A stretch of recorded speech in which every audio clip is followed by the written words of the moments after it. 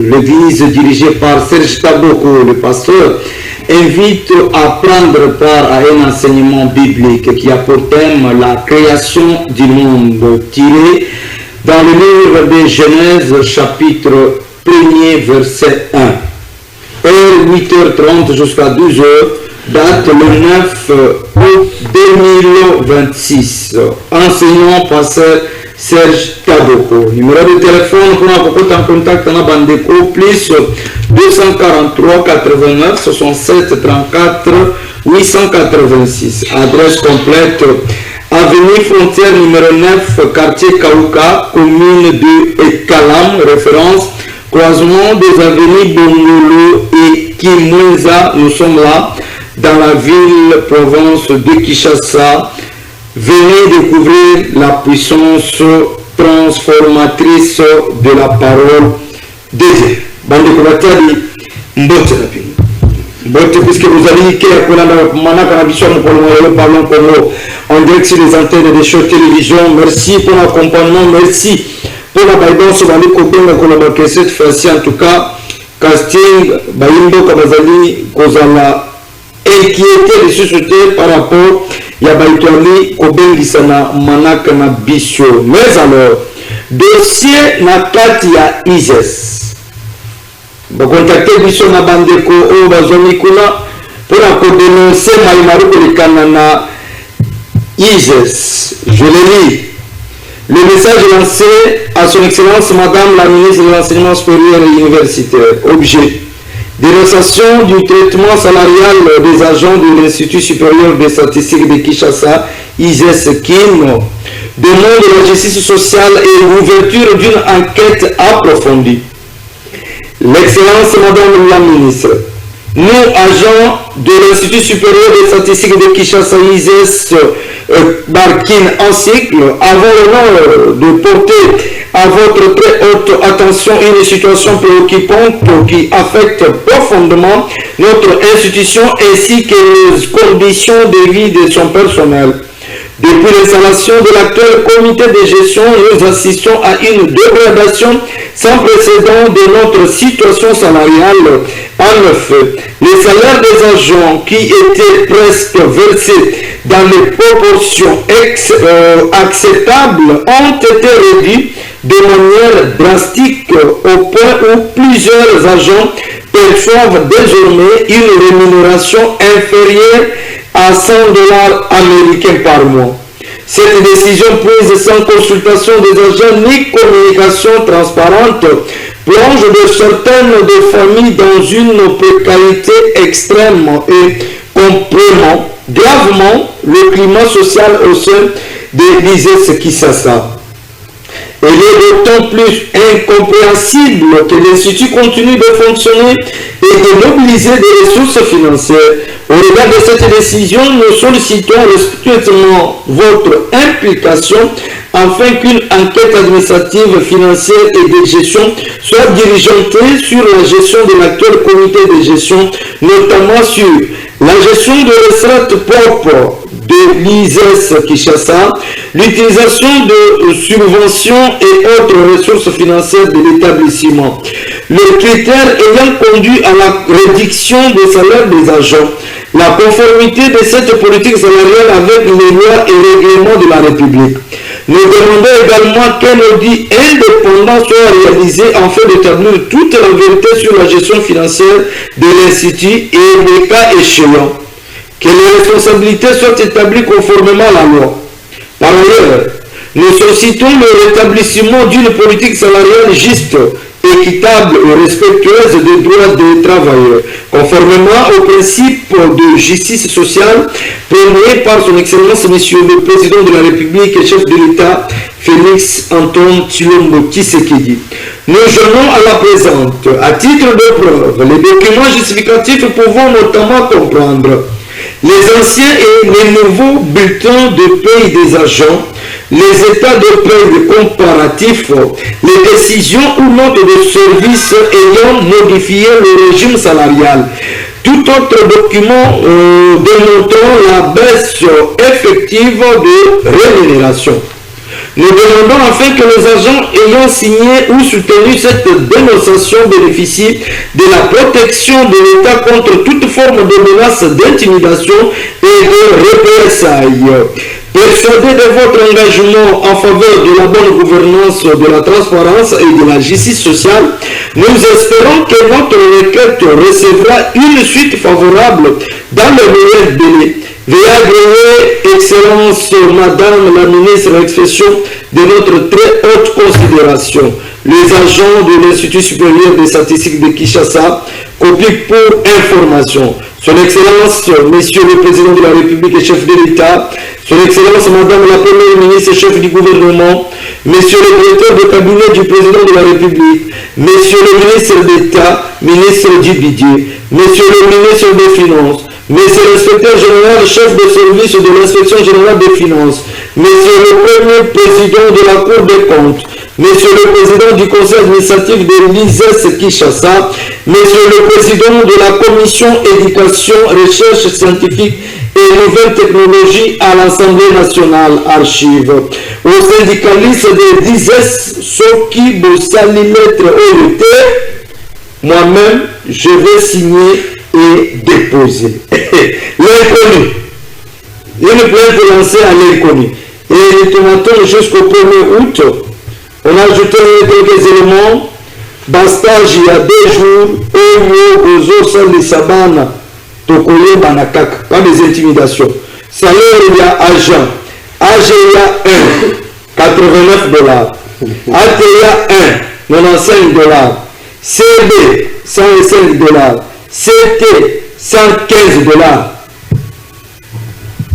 Tant que ça va bien parler Congo, il y a un amateur qui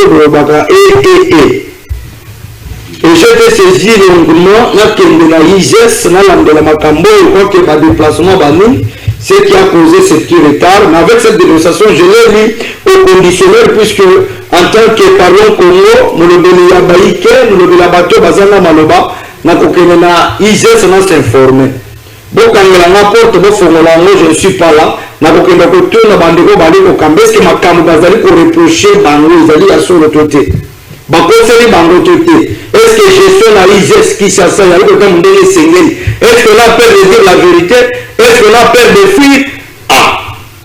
Surtout batu ba côté ka ba cercueil. Ba côté ka mabulu.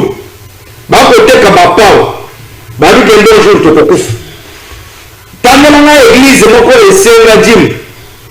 Moto nyonso ayaka na dîme na mosala ali kosala. Moteki cercueil esengela azwa cercueil akende nango na église akende kopesa lokola dîme.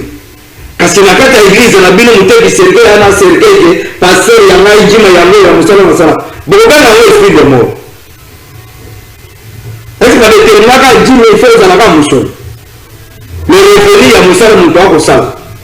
Et la bonne gouvernance ne se discute pas, ne se décrète pas. Ça se fait sentir qu'il y a un bon gestionnaire. Dans le gouvernement de fonctionnaire de l'ISES, merci d'avoir contacté Parlons Congo. Je crois que Parlons Congo doit s'impliquer dans la Katiwana et les responsabilités, je vous assure, seront établies. Je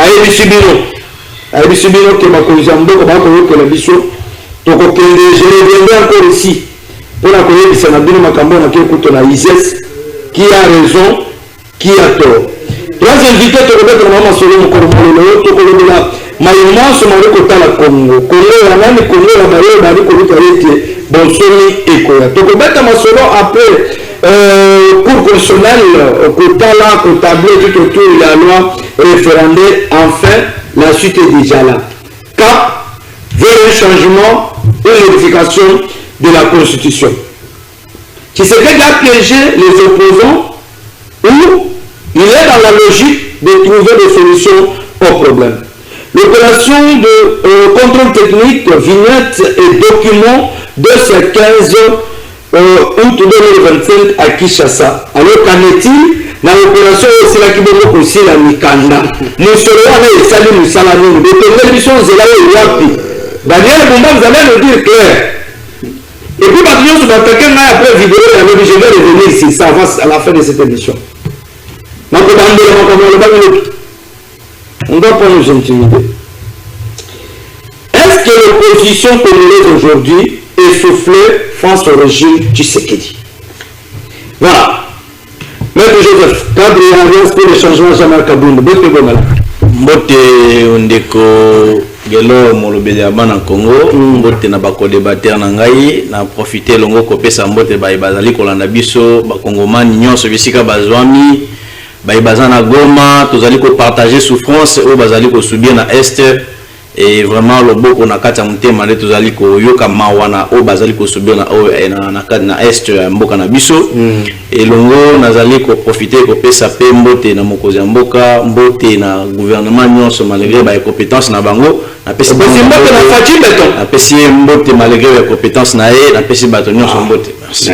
Donc il n'a pas une compétence quand na ibandé ba une compétence la mo ba Josué ba longo pe na alliance pour le changement parce que de créer incompétence quoi. Ah là, on est acquis. On n'allait pas m'amener. Même le maître là, c'est qui ne peut pas perdre le temps. Et une minute et 2 minutes, n'a pas le Bélamacamo, Zangatina. C'est non événement. Merci. Président Clovis Mutomboyan, je rappelle qu'il est le président national de la dynamique de Congolais conscient pour le développement. Mbote Mopanzi Sango, alias procureur, malgré que la ordonnance au bimité,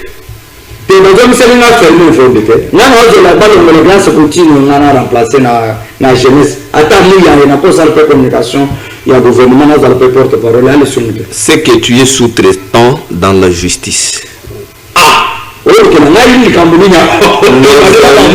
Nazali kopesa mbote na bakongomani banso ya AOP ya Libanda na pesi mbote na ba FRDC nyonso bilombe na biso oyo bakobeta bindombi na ba bikuluiji makubu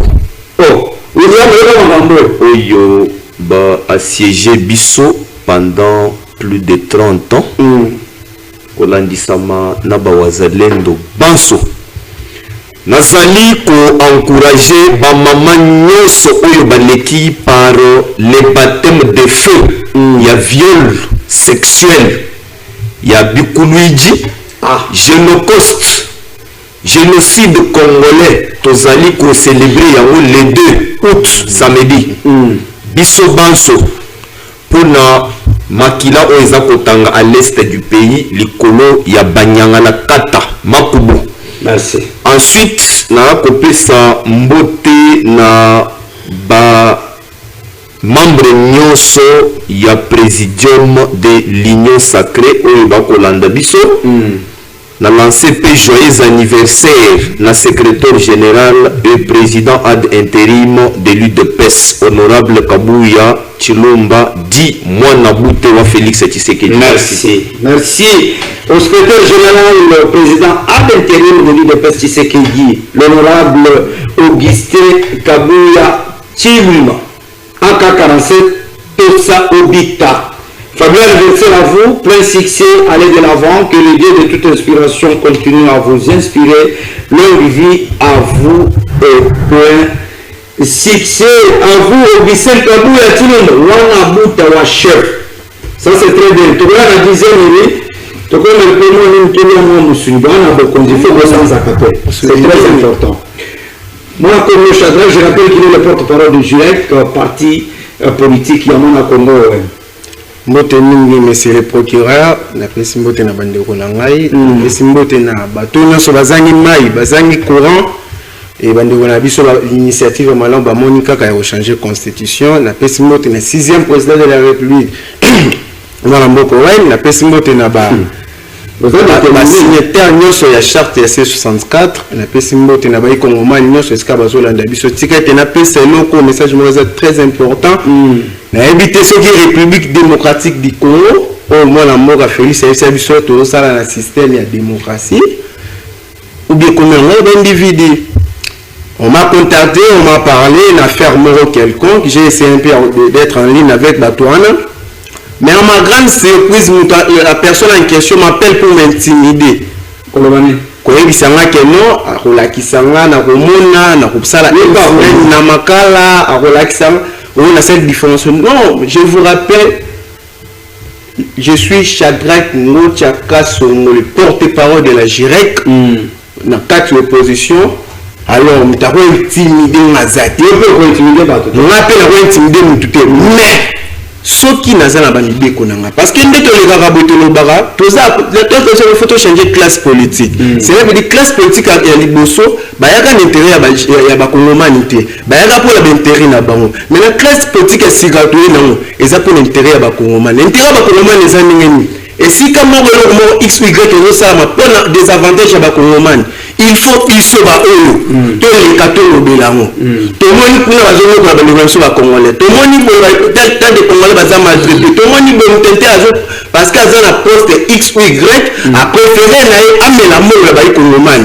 Maintenant, nous sommes sur la société de Kouchibé. Banan va relever la batouana. Maintenant, lorsque nous sommes toujours défendre la batouana, et puis nous allons continuer à jouer dans la presse, ça va être non, nous allons continuer à soutenir le Congo. Nous allons mais dans le but, parce qu'il faut que nous ayons la piste de solution. Après, on réussit la piste de solution, non, il y a un combo parce que déjà, tu as bien intimidé, mais c'est les papa na bino te za maman na yote merci les biso nyonso bali komomani mutako intimidé munga zate intimidé parce que j'ai des preuves pour la komomani bayaki de luka non peut-être pour la tautologie mais peut-être na l'accès commencer membre moko de la famille na merci la Cour constitutionnelle a tablé par rapport à la loi référendaire cap vers le changement de la constitution beaucoup de bino mai fati a jipé bino bokuya et pas Evariste besoin maboya between the babino moko bo président bo changeant bo président bo changeant le monde ko sala opposition le bonsoir fatiali pendant nous batteur les Benoît ce que la libé l'émission tout ça là va non na clair que même na idée à pousser marche on est venu dans un d'accord na monté sur la émission na ça bien que je connais c'est lui qu'on a en face na bien très bien et puis na vie politique na mais après ça quand même ça va pour nous biso non opposition et victoire parce que tous se rappeler bien la loi de Kouana bah c'est la tenante toujours victoire comment est-ce que tout le numéro mutumora a garanti biso de côté maintenant na ndenge na biso na ngoma na biso to la kisa que non so la zo bouler c'est loyer azali gang ayi ko dribbler ba tunyoso biso pe to en opposition bato makasi bato maele baza te bato maele baza pas dans la faillule faillule aza mutamaele non na bien comme la faillule aza mutamaele alors hier de la mission Tshisekedi vu que ça ba carte à CC pour venir même dialogue biso to convoquer qui a monté yenda solo na ba isenko nde ba isenko ba yake pa na biso pour la convaincre biso que non ndeko na bina lobi ke au lieu tout le mambo ka déjà na bitumba au lieu biso to je sous nzela ko leka na ba marche ko créer sous problème boya to fanda to lukani to bisamboka na kati ya crise biso pe na ndenge na biso opposition to bien vu que ça bon c'est bon parce que il faut que ça la tête faut que même toi si ça va carte n'est ko ça va cartouche naï pour l'habiter comme la mission ba ko man keno voilà na zaki na mauvaise foi na bonne foi ça les boué mais opposition ba accepter mauvaise foi ça la kiboué maintenant tout ça ba ko man sur la moni biso l'opposition to za qui na bonne foi et bonne foi ko ça ko kenela ndenge dialogue pour tout solo là parce que tout bo santé mo quand chose na bitumba alors faut to même si c'est na ba nene to zo linga pour le même âge la raison de que non ça la qui na personne public sur qui na ko non au bien que président de la République na carte na passeport na tambola na baomarane Félix Tshisekedi Tshilombo alors bino bato boyo kanisaka bato pamba nga na lobi boye na biboye biso to oyike ekoma loba Félix a raison sur le banc quand on met to kena na ba elle na bango kuna oui combien de propositions nous tout soir alors biso to boya ki lobe koma ke non imposition même to za na base ya makambo nyonso ya momoni ba kongomani tu bomoni ba to binise ba carte na nyonso kongomani nyonso amoni ke lelo mutalinga kimi za na mboka te ayebani lelo muto alingaka des autres za na mboka kongomani to ayebi lelo parce parce que biso tozalaki na bonne foi ya kondima tokende biso daya tokonvokaki yango te ye nayaki na initiative ne to tel que intérêt baikongomani tokende nango mais ye na suka yango amengi kosalaka kimaradona na ye kinini kimaradona bayebi joueur maradona aza mama na dribler ayebake biso mpe toza na bacartouche ezali nayebisaki toza na 1500 action mais na tiroir tobendeka 3 bakanisi na mandat baaction tozobenga ye moko merci président province est-ce qu'on peut dire que tata mokonzi ekolo au-delà ya badémarche nyonso ali komene na bandeko ya opposition tobosana d'abord kimia mais décision ya cour constitutionnelle ebombi nini nsima matondo na banzi ete ntango tolekaka na baetando oyo eza te parce que tozali likolo ya bato nyonso et seulement que les connaissances oyo tozali na yango nde ezopermettre ke tokabola na bandeko mosusu oyo baza na occasion te ya kozwaka yango tozoboya l'entreprise rwandaise ya poison ko infiltraka na ba groupe ya ba réseaux sociaux ba fausse information. Il y a d'autres aussi qui sont à ces services là-bas, congolais inconscients. Tolobaka alors que la constitution oyo yangonde ezali corrigir tous les congolais. Na nyonso balobi il n'y a pas du nouveau. On a nil. Le président Félix Antoine Tshisekedi Tshilombo à Lobaka na fin 2021 dans Wakendaka na Okatanga à Lobaka Boye. Qui peut m'empêcher, moi, président de la République, de changer la constitution? Il en avait dit très clairement. Nayango, les miswaswa, Makubu, Bikuluiji, Rwanda, basalaki une pression yakoya précipitamment jusqu'au na Goma et Bukavu pour assiéger afin de faire pression au président Félix de reculer. Niex, NON, son pied droit s'est appuyé sur la pédale d'accélération. Gombe Bank, Gombe Bank, Gombe Bank. Nanyoso balobi awa.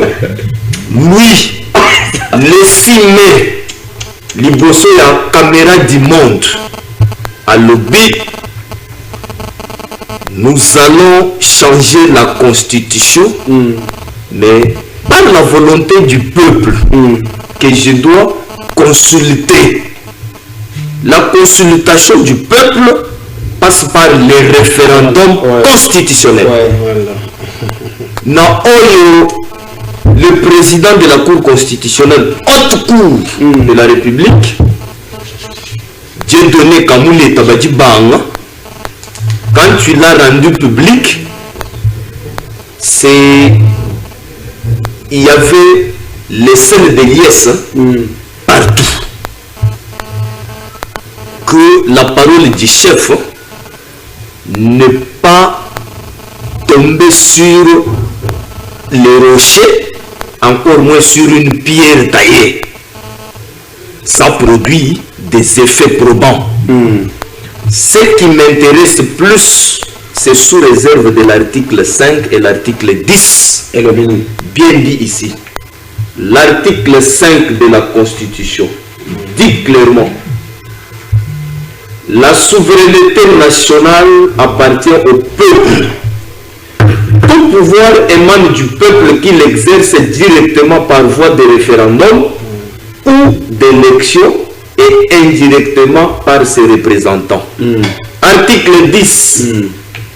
La nationalité congolaise est une et exclusive. Elle ne peut être détenue concurremment avec aucune autre. La nationalité congolaise est soit d'origine, soit d'acquisition individuelle. Quand l'État a tali la requête du chef de l'État, ezali en conformité avec la Constitution. Yango lobi biso tozali na makoki te ya kota omozindo ya article 5 ba article 10 19 ndenge apeseli yango wana. C'est le peuple souverain mokonzi na article 5 nde bako organiser les référendums. Peuple nde ako se déterminer si oui ou non. Voilà. Et le peuple déclare très clairement Gombe Bank, tout droit. Tout droit. Alors, il y a monsieur Bakolobake, peut-être que vous avez école, apparemment, il y a déjà ma camounion. Quand l'État, la Cour constitutionnelle, a jugé il y a quasiment. On m'a cité presque tout le nom de l'espace Kassai. On dirait que peut-être mon projet écolo a été bandeko yana pour accompagner na ezali etumba. Est-ce que dans tout ça, tu peux le voir que ce qui est le changement à constituer Salem, donc tu as mon projet école à lobby, transport est à la capacité, maboulé est à la nanzelate, maï est à la capacité, courant est à la capacité, tu peux bandeko 3 fois par jour, Allemagne d'Afrique est à la possible. Ce qui va changer la constitution. D'abord, je commence par m'inscrire en faux dans votre allégation fausse du tribalisme que tu attribues abusivement au président de la République et du régime. S'il vous plaît, tout ça le clair. Nous avons lobby. Est-ce que tu as la préparation en conséquence pour accompagner des marches naïves? Je vous attaque vous parce que vous êtes son porte-parole, je ne le connais pas. C'est toi qui me poses la question et je t'attaque par les racines. Je m'inscris en faux. Félix n'est pas tribaliste. Au lobby, quand vous l'êtes. C'est-à-dire au lobby trio magique pour tripler le peuple congolais. Faux, monsieur. La lobby boyé. S'il vous plaît. Ce qui aujourd'hui, je vais vous citer à l'époque de Kabila, l'Itanie Yabato Bazaraki n'a pas service clé. Ce qui est là, je suis assistant de recherche à l'université de Kinshasa. Soko, critère est tombé sur moi dans ma recteur, dans le régime de Félix. Vous êtes tribaliste. Non, vous en convenez. Ok. Kamou a-t-il été magistrat ou pas dans Kourouana? C'est que Azali le la soupe tombée dans cheveux tombés dans la soupe. Il n'était pas seul, on pouvait donner chance à lui. Ils ont fonction de critères, n'est-ce pas? Tant que les critères, même pour nommer les ministres et autres, pour publier le gouvernement, il critères par le chef de l'État. Premier ministre, avec Takabatou, Bankonda Futuka, Bamabina Mandomba, et Kino, chef de l'État, Kondi Make, Abondi, pour les critères. Merci. Ok. Tolobi Boy. D'abord, le changement de la constitution, base nango ezali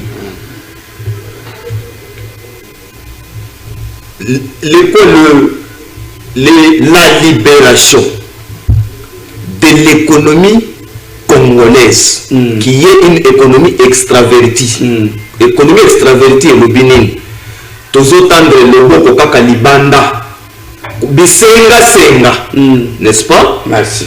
Et yango oyo par cette mauvaise constitution, et ça là que n'est-ce pas? Et ça là que Bankita na biso nyoso bakongole baprofite na yango te, n'est-ce pas? Yango nde esali que soki tochanger constitution oyo eza cage ya sécurité de notre économie. Merci. Et un développement de notre pays. Merci.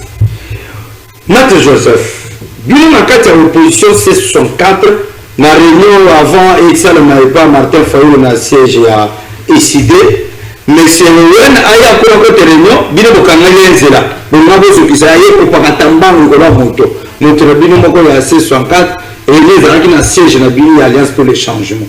Ça prouve à suffisance que na kati ya C64 boza unité pour affronter Tshisekedi. Autant Félix Tshisekedi en personne, l'ancien opposant, la stratégie bino ba kuya nango. Besoin mon réseau tenir debout. Et aujourd'hui, si tu ville monte, vous reportez à deux reprises manifestation à Kosenga démission, vous besoin de dire ma plainte, besoin de ba élément ya ko setiner lelo. Tshisekedi est là, démarche ya la référendum et tambole na mondenge sendeli pour que je vais moi déclarer, toi que c'est la siffler la soupe.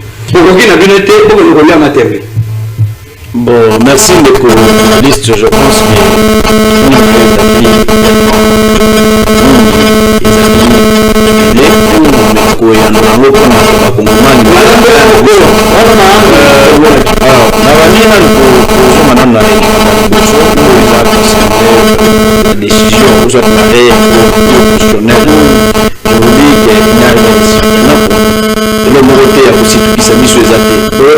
parce que toyebaka na biso ete cour constitutionnel oyo ezali na poche ya Félix Tshisekedi ekosala oyo ye alingi. Alors toyebaki déjà que il n'y a rien de surprenant ekouta na cour constitutionnel et loko moko te eza kosurprendre biso te.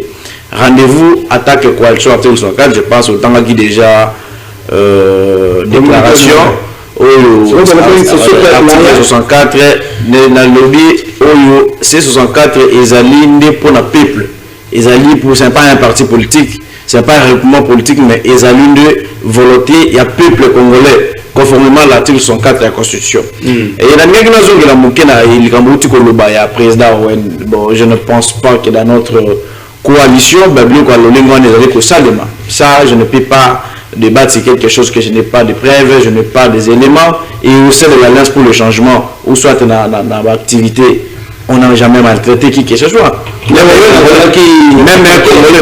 un Congolais, mais son porte-parole est là. Je dis ça à sa présence parce que je n'ai pas vu et je n'ai vu nulle part. Et si c'est lui qui a autrefois envoyé des messages à l'égard du président Jean Kabunda, je ne sais pas. C'est lui qui est passé ici à l'émission, envoie des déclarations à l'égard du président Jean-Marc Kabunda, lui mettant en garde, mettant également le militaire en garde. C'est de lui. C'est regrettable. C'est regrettable. Donc, chez nous, on n'a pas, nous ne comportons pas comme l'IDPS, nous sommes un parti organisé. Et chez nous, les désordres ne passent pas. Alors, je voudrais également revenir sur, vous savez, tant que il y a du bossu à Baïmoka, il faut que l'on ait un sentiment. Tout à l'heure, président Otiko Tangela Bisso, article 5, qu'on prétendre que sa priorité dans le peuple congolais. L'histoire doit nous interpeller. Constitution na Bisso, Congolais nyonso et puis na âge na ye ayebi très bien dans quelles circonstances au constitution est botamaki. D'abord le la moni abenga ko constitution. La fois passée abenga ka soki chikumbuji soki nini ba terme moko ya na intimidation abenga ka soki nini. Le la moni abenga ko constitution. Abenga ka OK. Abenga ka soki bon. La même personne a été confiée dans la émission passée, a eu lâché tout le temps monter les chouchous, a eu autant de la mission en gros. Si tout le temps on va kawana ou yango mona kamabe yango datangeli biso on va aller prétendre sur la souveraineté du peuple.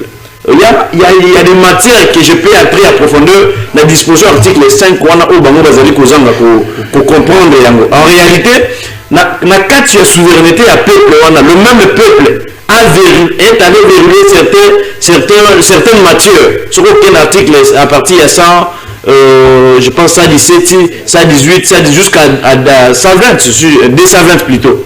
Article 217, 218, 219 jusqu'à 220, vous trouverez que ce même peuple est allé verrouiller certaines matières qui ne feront jamais objet d'une révision. Okay. On ne peut pas rédiger une constitution ou on ne peut pas avoir une constitution pour que cela vive pour une durée déterminée au bout du moment et on la enlève ou on le fasse sur la scène. Je sais que la seule chose qui inquiète ces régimes de M. Félix Tshisekedi, c'est le nom de Kabila qui se trouve dans cette constitution. La seule chose...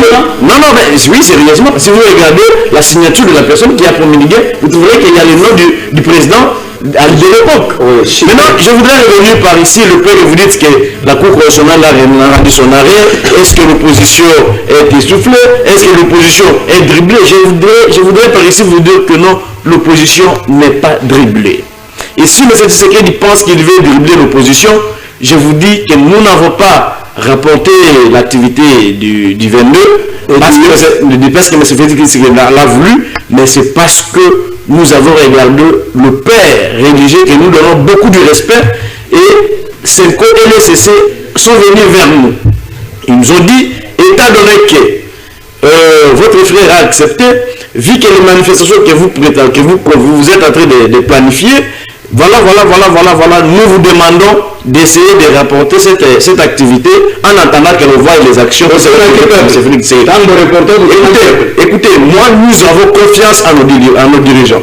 Lorsque quelqu'un nous dirige, nous avons confiance à lui et on sait que là où il nous amène, c'est derrière. Bolaki, voilà. Plus ou moins 1500 actions contre Félix Tshisekedi par rapport à la démarche à réforme constitutionnelle.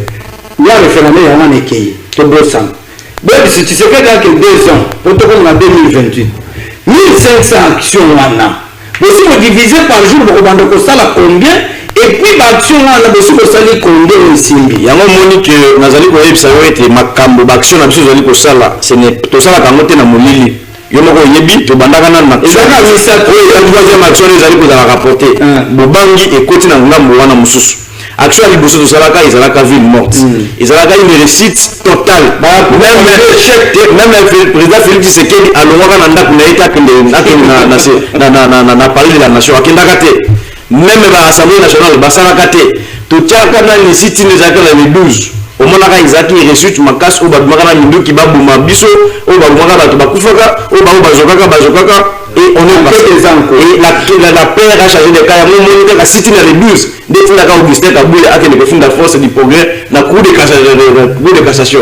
Avec le porter plainte. Est-ce que vous voulez dans la Cour de cassation? C'est pour vous prouver que. Oui, c'est pour vous prouver que. La Cour de cassation. Non.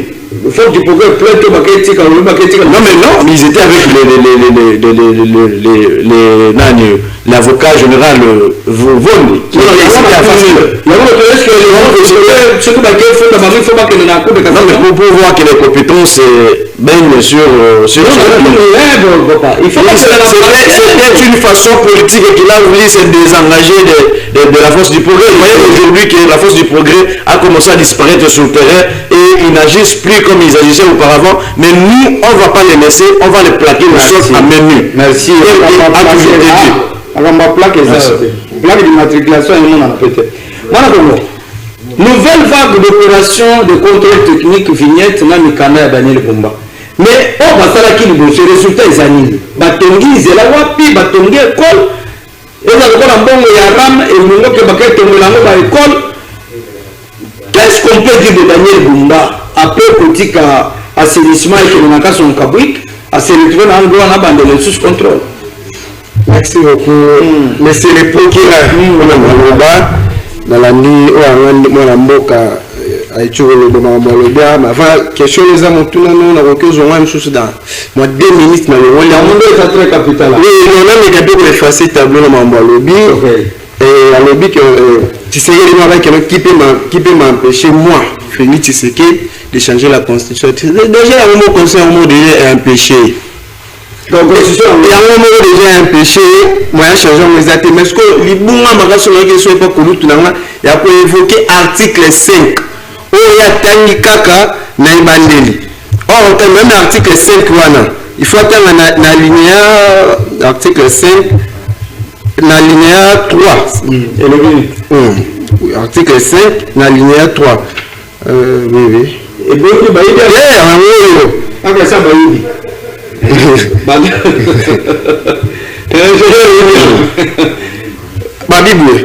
Sans préjudice des dispositions de l'article 72, 5D, 5-6 de la présente constitution, surtout dans ce qu'on a article 5-6 et le bini.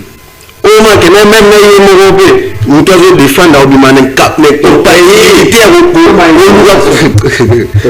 article 5 et 6 et le biboué. Pour moi, il faut autant l'article là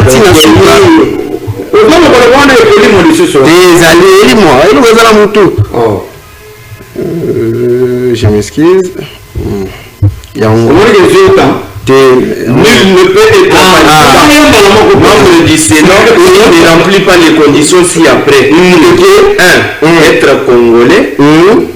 Être âgé de 30 ans au moins.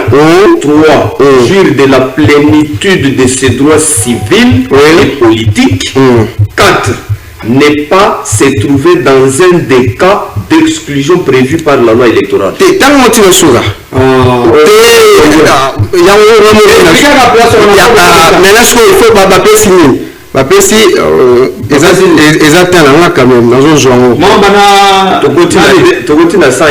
parce que des sommité et des incompatibilités. Voilà l'article.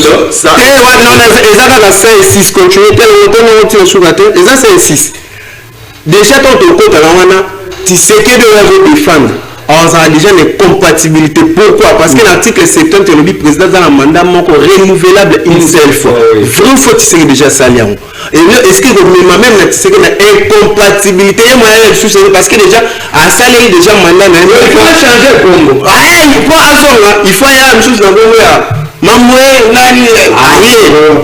les exemples de juif. Mais si on regarde comment Félix Tshisekedi Tshilombo, à cause de l'incompétence, facile de Bakissi. À cause de l'incompatibilité à mon côté, pour le même, il faut changer la constitution. L'article 5 à Katikati, on laisse pas bien sur la système de Souka. Il est quand même à l'Obanaï. Alors, de quel moment on a la question? De quel moment on a le lobby que non, on a rappelé que non, on appelle ça Oria Sakima. Nakadani. Il faut nous réponse. Appelle ça Orte Bassignan des contrats. Il faut éviter de déformer l'information, monsieur. Là, il a signé un contrat. C'est un État congolais représenté par le président Félix dans le cadre de la diplomatie et l'approchement. Pour l'année d'abord, on dit mono. Alors, il ne faut pas venir ici pour la réception que non. Vous avez le droit de changer la constitution parce que... Il n'a pas ces droits-là. Non, il n'a pas ces droits. Comment ça? Si, la constitution est claire. Et puis c'est une ministère pour ça, on va venir révision. Mais si la constitution n'a pas des dispositions pour le changement, ce qui n'est pas autorisé, ce qui n'est pas prohibé est autorisé. Ah non, mais non. Le problème est ça que tous les articles, tous les constitutions, il faut tout ce qu'il y a dans la constitution. La constitution est claire. Et puis même l'article 218 et puis ça fait changer et puis c'est une ministère pour réviser il y a ça qui cherche ça pour la Bumba déjà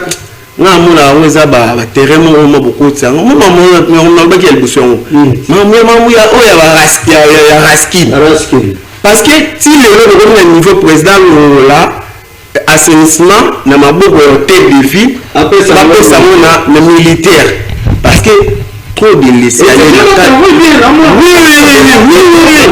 c'est encourageant les bâtisseurs maintenant toujours éviter de bavir toujours encourager les bâtisseurs vous savez pourquoi les bâtisseurs vont travailler bien parce qu'ils sont bien motivés. Ils sont bien motivés parce que le problème est comme il y a bah politiciens ils balingi koyiba ba yo ya bana trop le gouvernement central le bara ba misala chaque fin du mois ba pesa ba buma pour la rosa ba bureau ya ba bâtisse ba romo sala buma so zo kambo wana ba niko sala ngo bani eloko zo ko pesa ke mais la ndara tena même ministre de finance à l'Oba ministre de finance à l'Oba maintenant le problème est que se poser la ndenge de l'autre côté na kati ya Raskin toyebi ke bango baza chargé mingi na assainissement mais lelo bomoni na kati ya bango moko aleli fils mokoko na kati na bango déjà yomona ngo moko déjà zo soki plus de 22 millions andima j'appelle que son kabik. Voilà ma bango. Maintenant, le problème est se poser la niveau. Le problème se poser la niveau à Raskin, bonjour, assainissement à Raskin. Moussa Raskin face à là. Bonjour, vous pouvez la fondation. Par exemple, on va quitter les deal politique. Et ça n'est pas le premier sous gouverneur. Ils ont créé le fondation procureur. Fondation procureur et j'ai marché au Raskin à Banga de ça. Or, Raskin marché à combien payé? Na Raskin, il y a des agents qui payés. Parce que nous, au terme de vie, nous sommes dans la fondation procureur, il faut foutre à Bajo à ça là. Daniel Bumba, une solution pour la capitale depuis qu'il est PCI de PES, Mokolani Dosso, à Kamavi, province de Kinshasa. Est-ce que Daniel Bumba a eu ici, député provincial, UDPS seul? Tu peux accompagner ou bien Assemblée provinciale, basta dans le. Je n'aime pas personnaliser le débat. Il faut débat à la Parlons Congo. Animateur n'est pas au Congo. Ezali que Daniel Bumba, le bac, bien que Azali Kobima, la partie politique, il y a Tata Mokonzio et Ekolo, dès lors qu'il a été élu à la majorité absolue par les élus provinciaux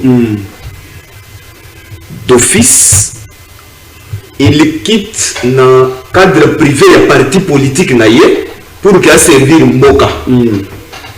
Bien que tout ça la lecture, il y a gestion qui lui sera collée à peau par rapport à la formation politique et si moi je donne carton rouge à un député provincial. Il y a un les députés provinciaux Ndeba Votaki, collègue Nabango, Daniel Bumba était d'abord député provincial, n'est-ce pas? Azaki national et provincial. Arataki na national na Dukula, Azui. Non, je me rappelle bien que Azaki n'a pas belle. Monsieur Israël est jeune comme ça, d'où Daniel Bumba Azaki candidat député provincial pour la commune à Kinshasa. Et national pour le Congo. Il y a eu un arrangement à l'UDPS, à Tiki, Assemblée pour la candidature au niveau provincial. Pas Israël, quand même, comme ça, non pareil. Alors, on va maintenir à niveau national. Ça dit d'ailleurs, Bumba a décliné candidature à la province, mais a dit quand même la nationale. Donc, élection 2018, on va dans la carte nationale et provinciale. Peu importe. C'est un élu du peuple. Ah oui. Bah élu du peuple va placer qui confiance au Katinaye na ndenge eyo a séduisaki bango par un discours politicien et donc politique et politicien. Or dans les discours politiques et politiciens il y a une démagogie à laquelle il ne faut jamais vous hasarder pour entendre même les premiers mots introductifs.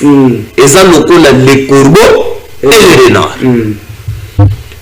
Daniel Bumba, arrivé à la tête, il y a Ngumba Mokonzi Kinshasa. D'abord, visiblement, je n'ai pas vu un programme phare où il y a des Fandaki l'Assemblée provinciale. Il devait à tout prix kotala les programmes Oyo Monsieur Ngobila Tikaki Kingopeto pour la continuité de l'État. Généralement parce que Kingopeto et Lembongo et Belé pour tout un programme na Ngobila. Le lot Oyo, je peux vous dire sur qu'il est na ba caméra na yo.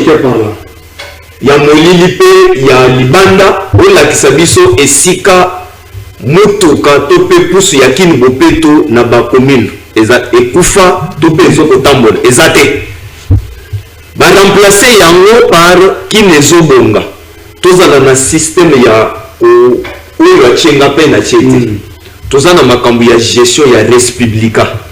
Ntango nazali koya na kotala le projet phare oyo ebimisaki ngongo ebele yango na continue na yango pour que tokaboli succès eke na ngobila qui m'a laissé un bon projet na ngai mpe mutu nasilisi yango ezalaka ndenge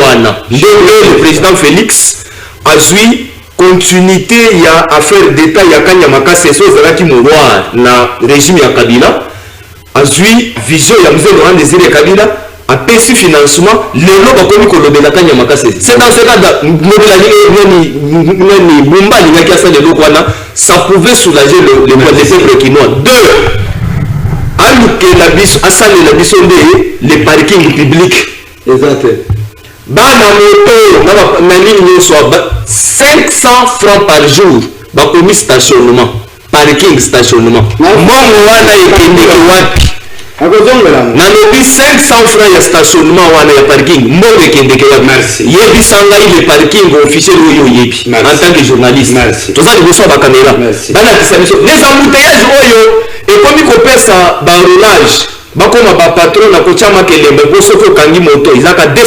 000 batiaka makelemba 5 tete eza likolo ya kozanga baparking nani ya kosala parking se mokonzi ya engumba Kinshasa no falaki asala yango lokola asali te. En tout cas ngai nazomona eloko ya malonga te napesi carton rouge pipi dino match Daniel Bumba tende wana na banque je reçois ko et d'ailleurs comme pesi carton rouge na mondial machacha voilà comment est-ce que le profil de Daniel Bumba énerve aujourd'hui la bonne gouvernance na Kinshasa? Ndeko nangai na ebite ke na lembi kutu kozongela ka sujet ya Daniel Bumba mais l'activité à tout moment c'est parce que depuis le début na yebisa que et compétence et bota ke loko mususu te. Quand on est incompétent on renforcer loko moko te pour comme compétent. Alors et loko moni problème ezali que les loko na mboka na biso et loko wana kutu kuluda otiko soulever ngo tout à l'heure alobi gestion ya mboka basala kango tinet na mesure to meka na bakulu lokolo ya sala ki boya yesu ki na komi wana na zunyo so yo sala na boki ya mo panzi ngana bana ko créer yanga lisusu izo misaka mboka sima pour que mboka ya kozwa lira ko de l'avant et kozwa te so ko tali bien même kimbo peto ba projet mususu wana soki ata avant gobila aya soka zwa ka pe ba biloko ndeko na ya zalaka wana avaye atika André Kimbuta et que les sous liboso koleka nyonso gouvernance azona ba initiative na ye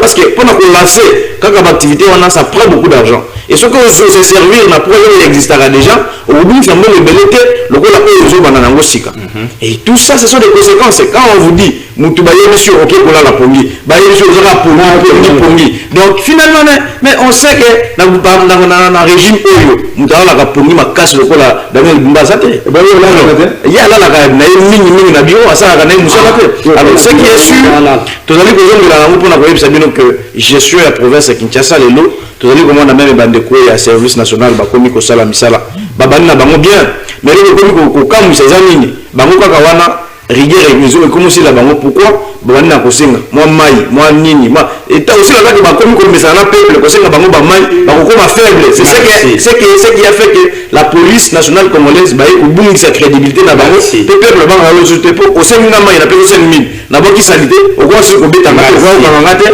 déjà to komi baninga et là mususu nazali ko assister rapidement ba éviter le lenge ya ko beta ka bato film aux violation de l'homme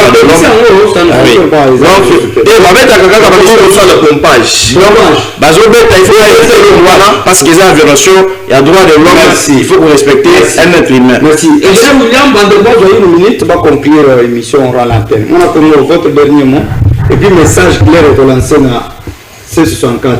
Bobo na bino bobo na balak Fatia Beto. Non, Fatia Beto, chose à Beto, tu l'as dit que ba birin pe zali. Tu rebeta et birin. Beto ko fongola banzela nyonso. Biso na doza mibali, na yana rappeler mkende ko na bosa na ki pravani mambo bi ya président la Ngowen. bien sûr ezalaki ya solo bamenasaki na siège prévenu avant dernière réunion oyo tosalaki na siège ya Matata Mponyo ezalaki non oyo tosali na siège ya Matata Mponyo na LGD ezalaki parmi bakozo mosusu balobelaki yango mpe je sais pas peut-être mon frère azalaki te moi j'étais là et d'autres camarades bazalaki tozalaki na bacamarade bango mosusu baisako to on était là et tomekaki déjà kobongisa na ndenge ya famille problème ezalaki ya niveau ya C64 mais en tout faut toyeba maintenant IDPS on a kaka na moi lo moko 4 na ya mes gestion so to landi ba produit tout IDPS c'est produire biso ni ya kana bilo ma mes gestion to bay na PR to bay na PR to na Bumba to na ministre intérieur to na la premier ministre to na oaza ministre provincial ya intérieur à Kinshasa comment na banata bango tout ba produit IDPS alors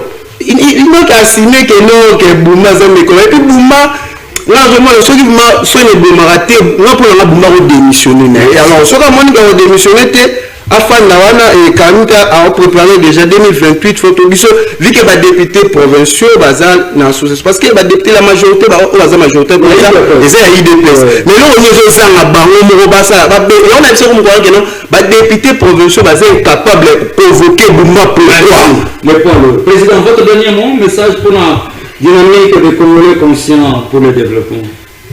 Ok, nazali ko benga ba Kongomani banso ya AOP ya Libanda bikuke ya dynamique des Congolais conscients pour le développement ya li ya kofongoma to sala ka ba réunion mikolo nyonso soki bolingi bokota na mouvement association na bino bozwa numéro ezali na se ya etandoike ya Parlons Congo bokozwa yemoko Gelo Tumba alias procureur Topé Sabino orientation de lengeni ya kwatendre biso ko bokota wakati na yango totombola lokumu ya mboka na biso nazali koyebisa bino et l'homme qui ne marche pas selon les conseils des méchants bo garder cap na bino tozala na bomoko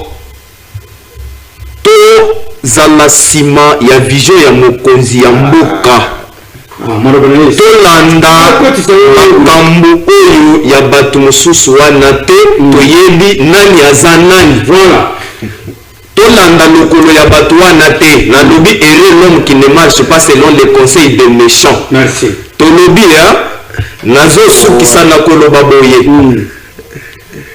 l'unité nationale et kozala le salut pour tout le peuple. Na kintwadi na betu kwenda ntama. Na umoja na betu na umoja yetu tutasonga mbele. Mubogu mabwetu nitu ya kumpala.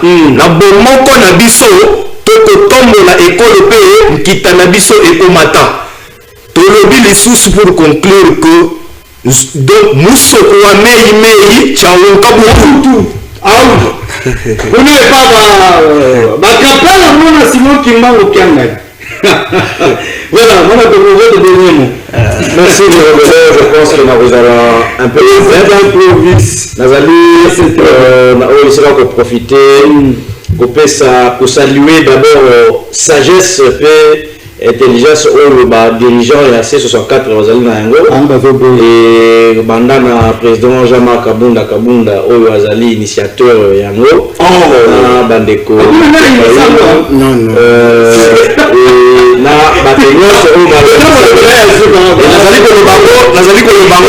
nazali ko bango na itando ikebo parce que nous avons consultation na makambo oyo ko réunir ko kende kotala etel pour na constituer yango ezali na lobi te ke yenda azali numéro 1 azali président oui na lobi très bien qu'azali initiateur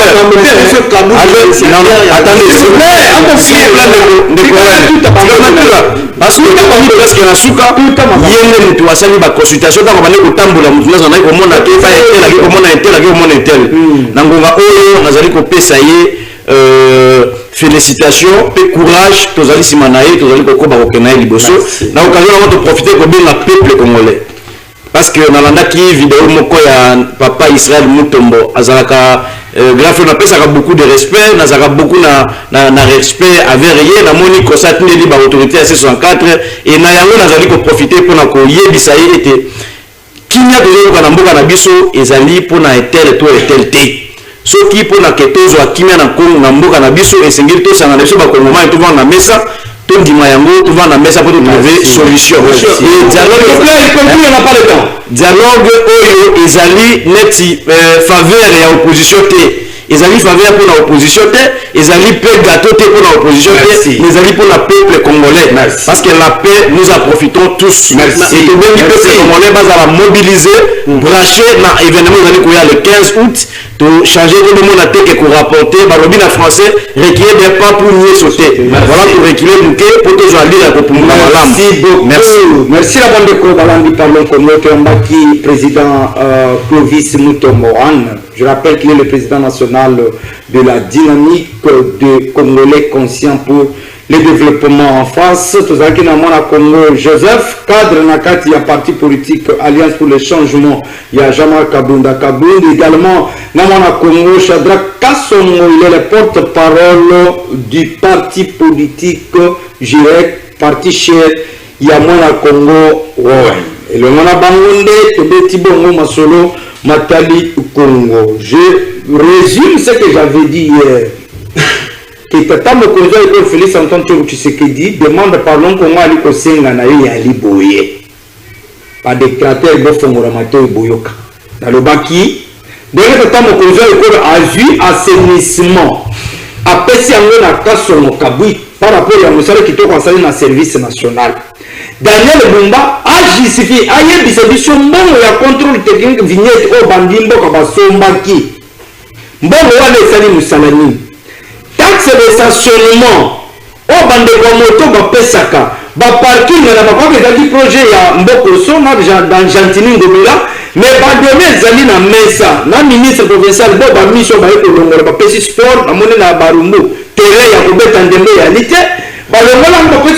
Jésus ne le sait même na bande alors moi bisabiso mbongo wana esali musalanini na yango na moni clair te na ngambo wana na sengi na tata mokonzi ya ikolo le rôle de sous contrôle technique achat de vignettes na ba contrôle nous ezali ko viser mbongo genre sous ba département wana bakisela ngo kasongo kabwika comme ça Daniel Bumba atika la kaka na mitu na sécurité simanaye na hôtel de ville. À ce moment-là, quand même la capitale. Pour sauver cette capitale, il faut qu'on puisse y avoir un moteur à Sengeli. On n'a pas dit que Daniel est Sengela qui n'a été. Mais Daniel Bumba, une belle femme donne que c'est qu'elle a. Moi, si Kitoko appelle sa kaka au Azana. On ne peut pas forcer avec Daniel Bumba. Il nous a montré de quoi Aza capable. Il est nécessaire de sauver cette capitale. Babicho, tu as la province de sous-souté. Tu as la mboka de sous-souté. Tu as la nationalité de sous-souté. Tu as la Congo de sous-souté. À part eux. Qui ça le rôle de attends, je dis que c'est qu'on a été Tshisekedi. Là, le monde, par-dessus, on va film. Bouillé. Voilà. Et puis, dans les quoi qui t'ont pas télémisé, t'as mon cousin à l'école. Bakambi Yamapinga. Oyo botie bango na kitambo. Po balongo na bande kwa moto balongo na mituka. Mais makambo ngai na komona makambo to bandaki ko reprocher na la police, je le dis sous réserve ya ba service bonandela malamu. Même opération teni ya JR la kisa babate ya tata mokonzi ya ekolo. Et comme ko sala biso son. JR a kobeta câble na civil. Ça ne peut pas se faire nulle part. Bonandela makambo ba JR bali ko sala na kitambo bali ko bebisa honneur ya garde républicaine puisque garde républicaine les amis ko talisa nde bali ko battre tata mokonzi ya ekolo. Tali ko yamba ba payebele. Bazali ko kanga bande ko moto bali so ngabo so ni utasele a koti na place ba de pe ba palote. Eza kolele ni utako yeba te boyi bisaye. Bazo kanga ba moto bazo senga bango ba le monde. Alors on arrive à nani boulevard du 30 juin, pèlerinage école révérend qui. J'aurais appris qu'il y a un major à Zaliwana, ce qu'on a kanini c'est 200 000, ce qu'on kanini moto c'est 100 000. On va où? Bagir va continuer à passer ordre, va faire des va continuer à passer ordre. Mais les mêmes pratiques que la police faisait, ça se répète encore sous format autre. Mais comment tu peux que nango beti wapi bande konangai? Tu peux que beti wapi? Donc tu vas tout cas micro ya shooting tu vas le coacher na micro mo pas tu vas yo to ko ça mon amateur pour toi. Pourquoi biso mo ko kolombo ka biso to be sango? J'ai là pour interpeller moto tu as combien? J'ai garde républicaine bakambi botala likabu alikosala soni tous les jours na kitambo. Je l'ai dit bato so bakotambola na kitambo moko tombola loboko ke bagire bakanga bamoto te na okata micro.